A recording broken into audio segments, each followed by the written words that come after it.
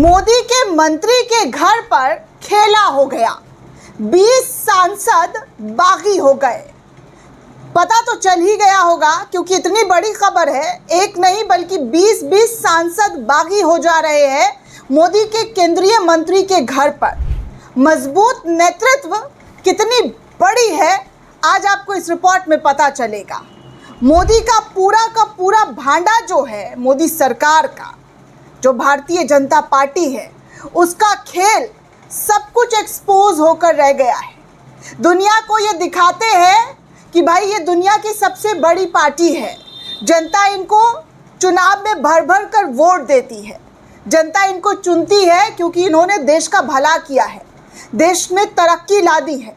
लेकिन ऐसी कैसी तरक्की दोस्तों कि अपनी पार्टी के साथ साथ दूसरी पार्टी पर भी ऐसी गिद्ध वाली नज़र कि उसको तोड़ने का पूरा बंदोबस्त कर लिया गया है।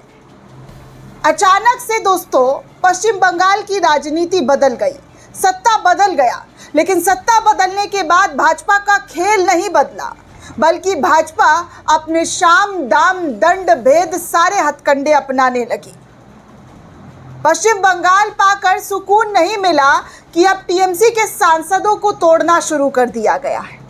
ये होते हैं मजबूत नेतृत्व, ये है इनका वाह वाह वाह वाह वाला डंका। कोई नेता दोस्तों इतना अच्छा है तो उसको पार्टी दूसरी तोड़ने की क्या ज़रूरत है? क्यों दूसरे पार्टी के नेताओं को अपने पार्टी में शामिल कर लेना है? जिस पार्टी पर आप भ्रष्टाचारी, देश लुटेरा, देश को बर्बाद करने वाला, पश्चिम बंगाल को तहस नहस करने वाला, उस पार्टी के एक नहीं बल्कि 20 सांसदों को आप अपनी पार्टी में ला रहे हैं। इस्तीफा दे दिया गया है। 20 पार्टी ओम बिरला को अपना त्याग पत्र सौंप रहे हैं दोस्तों। ये सारा खेल, सारा षड्यंत्र आपके सामने है। कैसे इंडिया ब्लॉक के एक मीटिंग से भारतीय जनता पार्टी पूरी तरीके से छटपटा गई। कल रात से ही इंडिया ब्लॉक के खिलाफ पोस्टर बैनर लगाने शुरू कर दिए गए, जिसके बाद यूथ कांग्रेस के जरिए इस पोस्टर बैनर को फाड़ा गया। और आज, जी हाँ, आज मीटिंग हुई और मीटिंग के बीच में खबर आती है कि टीएमसी के 20 सांसदों को तोड़ना भारतीय जनता पार्टी के नेताओं के जरिए शुरू कर दिया गया है। स्पेशली पश्चिम बंगाल के मुख्यमंत्री शुभेंदु अधिकारी दिल्ली पहुंच गए हैं टीएमसी के 20 सांसदों को लेकर। चलिए आपके सामने ये तमाम खबरें रखती हूँ कि कैसे टीएमसी, जी हाँ, हिंदुस्तान लाइव और तमाम गोदी मीडिया चीख कर बता रही कि मोदी का जलवा। अरे ये मोदी का जलवा कैसे बरकरार हो सकता है दोस्तों, जब जनता ने टीएमसी के सांसदों पर अपना भरोसा जताया, अपना कीमती वोट दिया, तो वो मोदी पर कैसे, बीजेपी पर कैसे भरोसा जता सकते हैं? जनता के मत का कैसे खुले तौर पर चीरहरण हो रहा है? इन खबर से आपको समझ में आ रहा होगा कि केंद्रीय मंत्री अपने घर पर मीटिंग बुलाते हैं और मीटिंग में बुलाकर 20 सांसद बागी हो जाते हैं और ओम बिरला के पास पहुंच जाते हैं त्याग पत्र लेकर। इच्छा जाहिर करते हैं कि अब उनको टीएमसी में रहना नहीं है। वोट लिया टीएमसी के नाम पर, समर्थन हुआ टीएमसी के नाम पर, जनता ने भरोसा टीएमसी पर जताया, ममता बनर्जी की पार्टी पर जताया। लोकसभा चुनाव के दौरान पश्चिम बंगाल में टीएमसी की बम्पर जीत हुई थी दोस्तों, बीजेपी का सुपड़ा साफ कर दिया था। लेकिन आज जब पश्चिम बंगाल चुनाव ये जीत गए हैं और जीत का बल कल छल कैसे चलाया जा रहा है वो सब कुछ आपके सामने है। चलिए आपको बता दूं तो तृणमूल कांग्रेस में इस वक्त उथल पुथल सी मची हुई है। पार्टी के वरिष्ठ नेता और राज्यसभा सांसद सुखेंदु शेखर रॉय ने सोमवार को अचानक पार्टी की प्राथमिकता सदस्यता त्याग दी और राज्यसभा पद से इस्तीफा दे दिया। इस अप्रत्याशित कदम से पश्चिम बंगाल की राजनीति में एक नया मोड़ ले लिया गया। इस्तीफा के तुरंत बाद दिल्ली में टीएमसी के करीब 14 बागी लोकसभा सांसदों ने मुख्यमंत्री शुभेंदु अधिकारी से बात करनी शुरू कर दी। इस अहम सियासी बैठक के बाद दिल्ली के राजनीतिक गलियारों में तरह तरह के कयासों का बाजार गर्म हो गया। अब खबर है कि तृणमूल कांग्रेस के बागी सांसद अब लोकसभा स्पीकर ओम बिरला के समक्ष गए हैं एक नई मांग को लेकर। कहा जा रहा है कि टीएमसी सांसदों के एक समूह ने स्पीकर को पत्र लिखकर अपनी पार्टी को अलग संसदीय दल ब्लॉक का दर्जा देने और इसके अनुरूप अलग अलग सीटों का आवंटन करने की मांग कर दी है। साथ ही एनडीए में शामिल होने की इच्छा भी जाहिर कर दी है। मतलब मरता क्या ना करता। आज ही खबर आई कि टीएमसी के जो नेता थे, विधायक थे, जो चुनाव लड़ रहे थे, जहांगीर, उनको पुलिस ने गिरफ्तार कर लिया है क्योंकि उन्होंने मोदी और शाह पर विवादित बयान दिया था। भारतीय जनता पार्टी को चुनाव कैंपेनिंग के दौरान जो है विवादित बोले थे, इसीलिए पुलिस ने उनको गिरफ्तार कर लिया।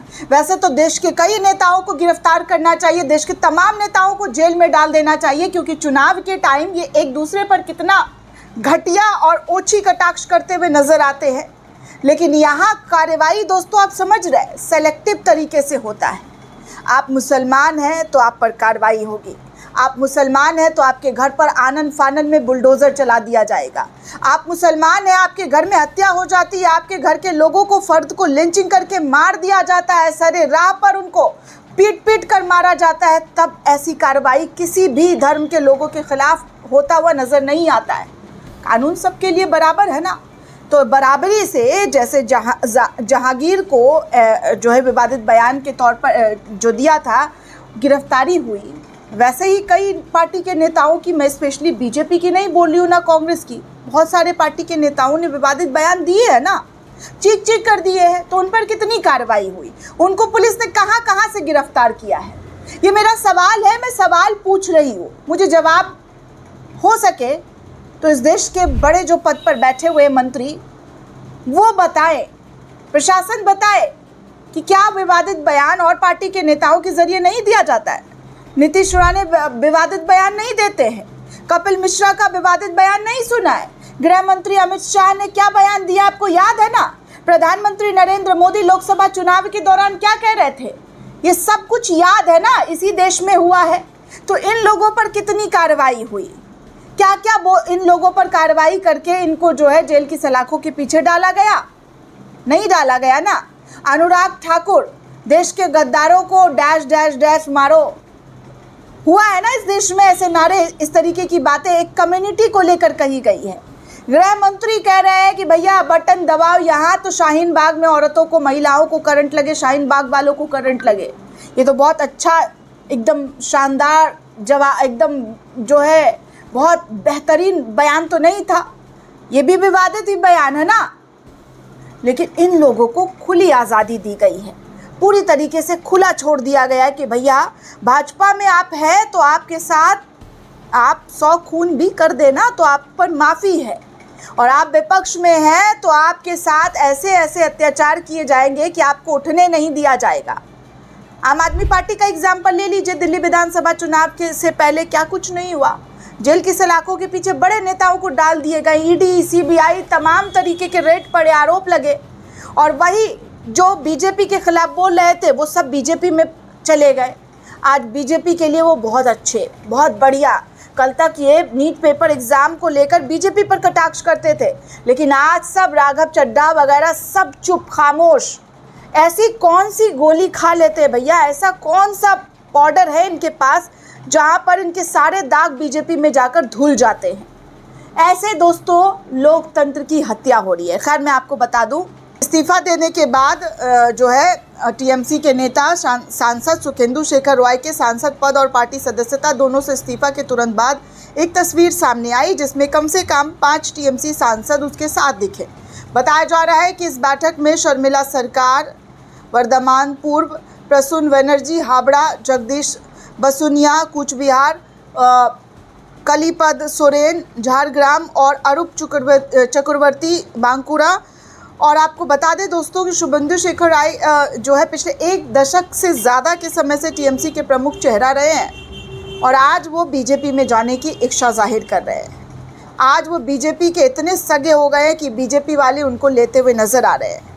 बीजेपी मंत्री के घर पर ये तमाम जो है क्या चल रहा है, तो मीटिंग चल रही है। 5 जन ये लिख रहा है खबर कि बड़ी खबर, टीएमसी के 15 सांसद दिल्ली में भूपेंद्र यादव के आवास पर पहुंचे। बैठक में पश्चिम बंगाल के मुख्यमंत्री शुभेंदु अधिकारी भी मौजूद थे। आज ही टीएमसी के राज्यसभा सांसद सुखेंदु राय ने राज्यसभा की सदस्यता से इस्तीफा दिया और बीजेपी में एनडीए में शामिल होने की इच्छा जाहिर कर रहे हैं। ये सारी चीज़ें हो रही है दोस्तों, लेकिन फिर भी सब चंगा है, कोई सवाल नहीं पूछेगा, किसी भी तरीके से भाजपा को लेकर उंगली नहीं उठेगी मीडिया में, क्योंकि उंगली उठेगी तो इनकी उंगलियां तोड़ दी जाएगी। ये लोग उंगलियां उठाने लायक हैं? सच बताने के लिए इनमें हिम्मत है? नहीं हिम्मत है। ये झूठ, फरेब और बीजेपी को कैसे महान बनाना है, बस इनको यही कला आती है। इस कले में वो 12 सालों से ऐसे रंग गए हैं कि हर कलई खोलिएगा तो सिर्फ बीजेपी का ही नाम निकलेगा।